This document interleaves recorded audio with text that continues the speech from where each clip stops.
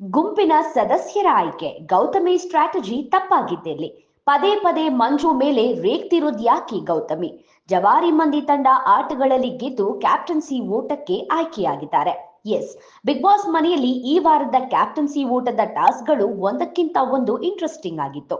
ಜವಾರಿ ಮಂದಿ ಹಾಗೂ 11ರ ಅಬ್ಬರ ತಂಡ ಸಖತ್ತಾಗಿ ಆಟ ಆಡ್ತಿದ್ದಾರೆ. ಆದ್ರೆ 11ರ ಅಬ್ಬರ ತಂಡಕ್ಕೆ ಯಾಕೋ ಅದೃಷ್ಟ ಕೈ ಹಿಡಿತಾ ಇಲ್ಲ.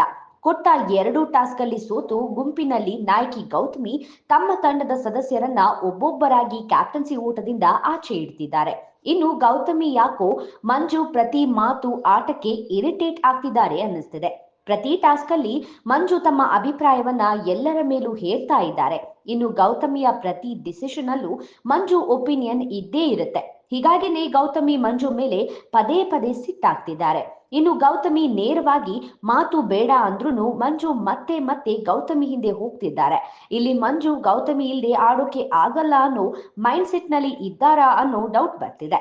ಇದೆಲ್ಲ ನೋಡ್ತಿದ್ರೆ ಗೌತಮಿ ಟೀಮ್ ಮೆಂಬರ್ನ ಆಯ್ಕೆ ಮಾಡೋದ್ರಲ್ಲಿ ಗೆಡವಿದ್ರ ಅನ್ನಿಸ್ತಿದೆ. ಇನ್ನು ಜವಾರಿ ಮಂದಿ ತಂಡ ಬ್ಯಾಕ್ ಟು ಬ್ಯಾಕ್ ಎಲ್ಲಾ ಟಾಸ್ಕ್ ಗಳಲ್ಲೂ ವಿನ್ ಆಗಿ ಕ್ಯಾಪ್ಟನ್ಸಿ ಓಟಕ್ಕೆ ಸೆಲೆಕ್ಟ್ ಆಗಿದ್ದಾರೆ. ಗೌತಮಿಯ ಲೆಕ್ಕಾಚಾರ ತಪ್ಪಾಗಿದ್ದು ಹನುಮಂತುಗೆ ಪ್ಲಸ್ ಆಯಿತು.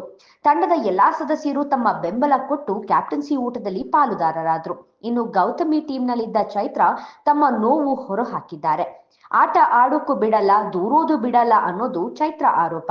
ಇಡೀ ವಾರ ಉಸ್ತುವಾರಿ ಅಂತ ಯಾವ ಆಟದಲ್ಲೂ ಆಡೋ ಅವಕಾಶ ಕೊಡ್ಲಿಲ್ಲ.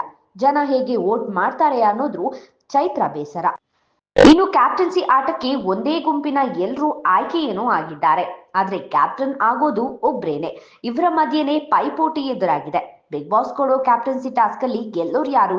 ಕ್ಯಾಪ್ಟನ್ ಆಗಿ ಮುಂದಿನ ವಾರದ ಇಮ್ಯುನಿಟಿ ಪಡೆಯೋದು ಯಾರು? ಕಾದು ನೋಡ್ಬೇಕು.